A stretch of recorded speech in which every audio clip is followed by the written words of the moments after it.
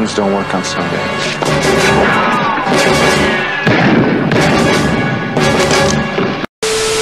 I'm gonna say that the person holding the knife probably did the stabbing. That's not fair. You're jumping to a lot of conclusions here, guys. What? Just because you saw me do it, all of a sudden it's me? Hey, babe. Hey, so hear me out. No. Jim Halpert is smudge and arrogant. I think you mean smug. And there's our smudgeness. Kiss my ass! Fuck you!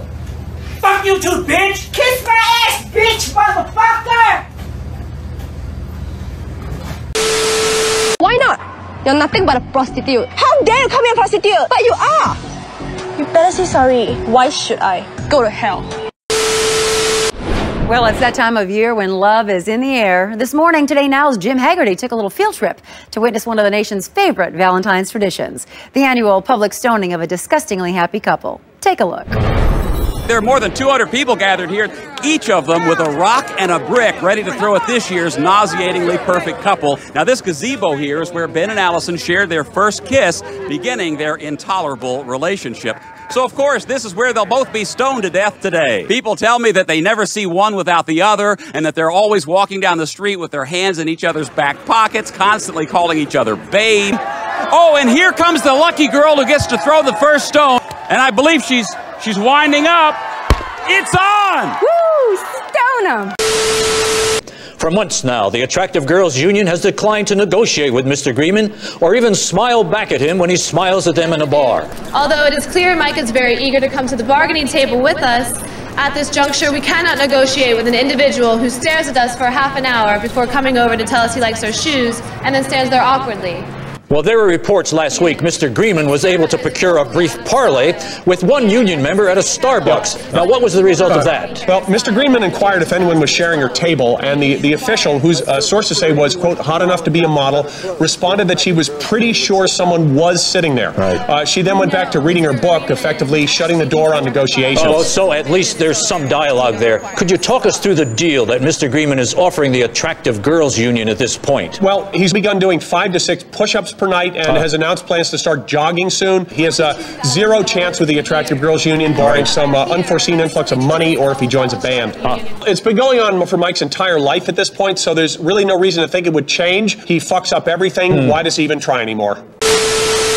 Knife Dad loves his children very much. And by children, I mean knives. His head isn't bad. One thing I want to get in here is that if he sees a knife, he legally owns it. He eats knives for fuel. Not his kid knives, though. Why's his head look like that? Don't sweat it. He has to keep eating knives to avoid eating his children knives. Knife Dad is Stan Lee. He fucks like a broken train, but he runs on time, if you know what I mean. He's part wolf, part mech, part rabbit, part fox, part sunglasses, part dragon, part dad, all knives. If you unbutton his shirt, a bunch of knives will fall out, and then he'll die, because he's just a bunch of knives under there. Suck it, asshole liquor dick fart! Why, I'll tell on you! Wow, you're the coolest kid in the world. If I could call Chris Hansen an asshole licking dick fart to his face, I would be so happy. You would? Could I just, hang out with you sometime? Do your laundry, maybe? Archery is all about form, focus, and technique. When holding a bow, a person's peripheral vision immediately identifies any crowds within their field of view. The brain then sends neural signals that cause the hips to turn, the arms to readjust position, and the fingers to release the bowstring, firing an arrow into the densest part of the crowd.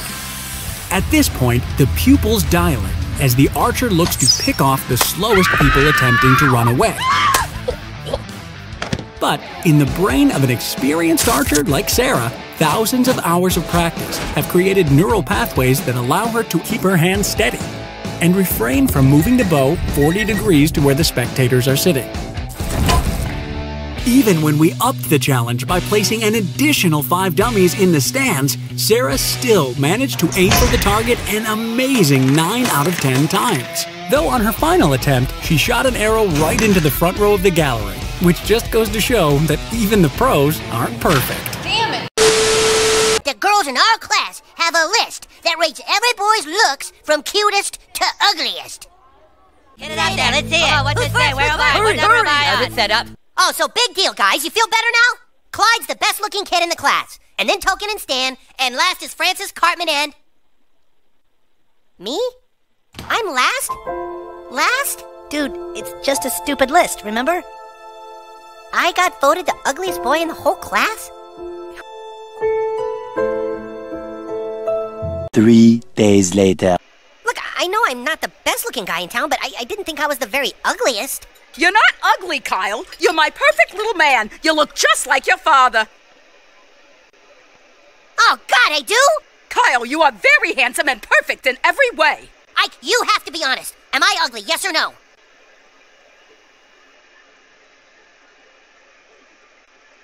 You all think I'm ugly. Jesus Christ, the least you could have done is told me. Oh, hey, Wendy. Hey, Rebecca, do you still have the voter cards for the list that rated the boys' looks? Oh, Wendy, we're done with that list. I know, but I think there's been a mistake. 6 of the girls I've talked to didn't vote Clyde the cutest. That means that mathematically he should have been... All right, you need to stop digging around, Wendy. You might not like what you find. Just back off and stop asking questions.